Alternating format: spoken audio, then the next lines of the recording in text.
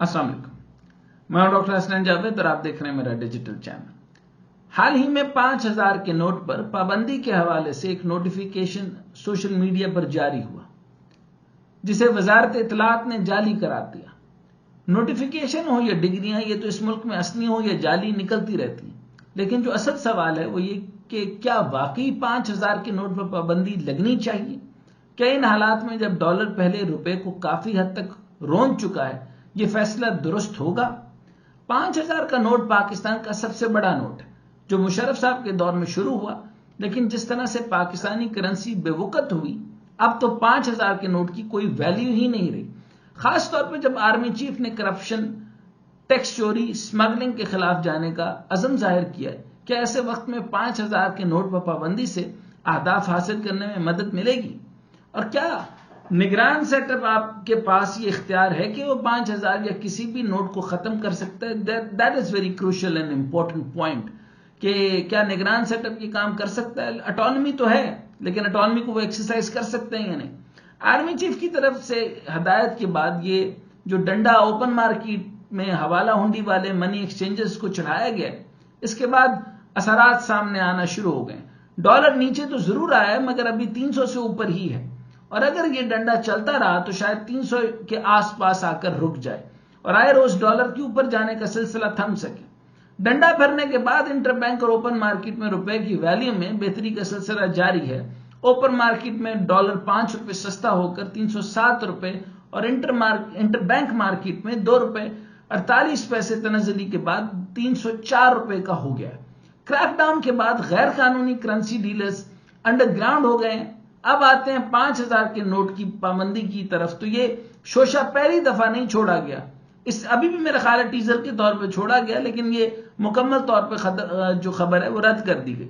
इससे पहले भी इस पर बहुत बहस हो चुकी है, और 2016 में जब इंडिया ने डीमोनेटाइजेशन की पॉलिसी अपनाई थी, तो इस वक्त भी सेनेट में 5000 के नोट को खत्म करने की करारदाद पेश की गई थी, लेकिन ये करारदाद रिजेक्ट कर दी गई थी। वैसे इस वक्त governor state bank Shamshad Akhtar थी, जो अब हमारे निगरान वजीर खजाना है। इसे दूसरे लफ्जों में रुपए को खत्म करने की भी यानी डीमोनेटाइजेशन पॉलिसी को खत्म करने का भी कहा जा सकता है, या फिर मुल्क की मईशत से किसी खास करेंसी नोट को खत्म करने की पॉलिसी, यानी एक तारीख मुकर्रर कर दी जाए कि इस तारीख तक या तो नोट बैंक में जमा करवा दिए जाएंगे या फिर मुकर्रर तारीख के बाद इस नोट को मार्केट में कबूल नहीं किया जाएगा।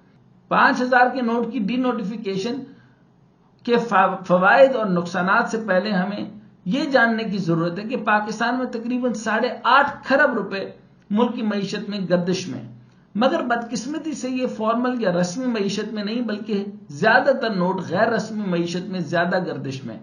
यह ख्याल किया जाता है कि अगर मुल्क में 5000 रुपए की डीमोनेटाइजेशन से अगर इन 8.5 खरब रुपए से 5 या 6 खरब रुपए बैंकों में आ जाएं, तो ये बड़ी कामयाबी होगी। अगर गैर रस्मी या इन डॉक्यूमेंटेड इकोनॉमी की बात करें तो पाकिस्तान अकेला नहीं जहां गैर रस्मी मईशत हो। एक अंदाजे के मुताबिक दुनिया की तकरीबन 61% अफरादी कुव्वत गैर रस्मी मईशत में काम करती है, जो तकरीबन 2 बिलियन आबादी बनती है। चीन की इनफॉर्मल इकोनॉमी मुल्की वर्कफोर्स का 30% है। इंडिया की इनफॉर्मल इकोनॉमी मुल्की वर्कफोर्स का तकरीबन 90% है, और पाकिस्तानी मईशत मुल्की वर्कफोर्स का 80% है।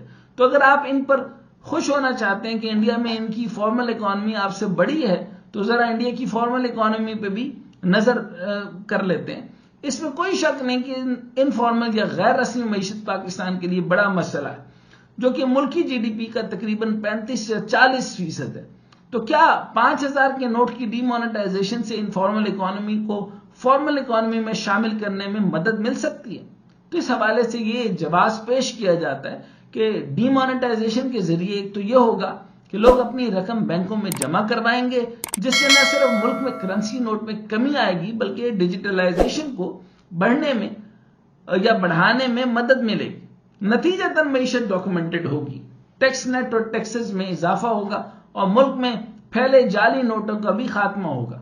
इस हवाले से हमारे पास इंडिया की एक मिसाल मौजूद है, जहां 2016 में डीमोनेटाइजेशन की प्रैक्टिस की गई, जब इंडियन वजीर आजम नरेंद्र मोदी ने 500 اور 1000 کے نوٹ ختم کرنے کا اعلان کیا۔ نریندر مودی کی اس پالیسی کا کیا نتیجہ نکلا، اس پر مختلف آراء ہیں۔ کانگریس کے حوالے سے اس پالیسی کے نتائج پر شدید رد عمل آیا تھا۔ کانگریس رہنما اور وکیل چدمبرم نے نریندر مودی کی ڈی مانیٹائزیشن پالیسی کو معیشت کے لیے تباہ کن قرار دیتے ہوئے کہا کہ اس پالیسی کی وجہ سے ترقی کے لحاظ سے انڈین اکانومی نے جی ڈی پی کا 1.5% کھو دیا۔ اس پالیسی سے صرف ایک سال میں 2.25 لاکھ کروڑ انڈین روپے کو نقصان ہوا۔ 100 سے زائد جانیں ضائع ہوئیں۔ 15 کروڑ یومیہ اجرت کمانے والے کئی ہفتوں تک اپنی روزی روٹی کھو بیٹھے۔ ہزاروں ایس ایم ای یونٹ بند ہو گئے۔ لاکھوں نوکریاں تباہ ہوئی۔ دوسری طرف حکومتی حامیوں کی طرف سے کہا گیا کہ اس پالیسی کے فوری طور پر تو فائدہ نہیں ہوا، لیکن لانگ ٹرم میں اس پالیسی سے انڈین اکانومی کو فارملائز کرنے میں مدد ملی اور ڈیجیٹلائزیشن کی طرف رجحان بڑھا، جس سے معیشت میں ڈیجیٹلائزیشن ہوئی۔ اس میں کوئی شک نہیں کہ پاکستان میں انفارمل اکانومی کو فارمل اکانومی میں شامل کرنے کی ضرورت ہے، اور پاکستان میں ڈیجیٹلائزیشن کی بھی تیزی سے ضرورت ہے، لیکن کیا اس کے لیے 5000 کے نوٹ کی ڈی مانیٹائزیشن سے آغاز کیا جا سکتا ہے، اور کیا ہم واقعی اس کے لیے تیار ہیں؟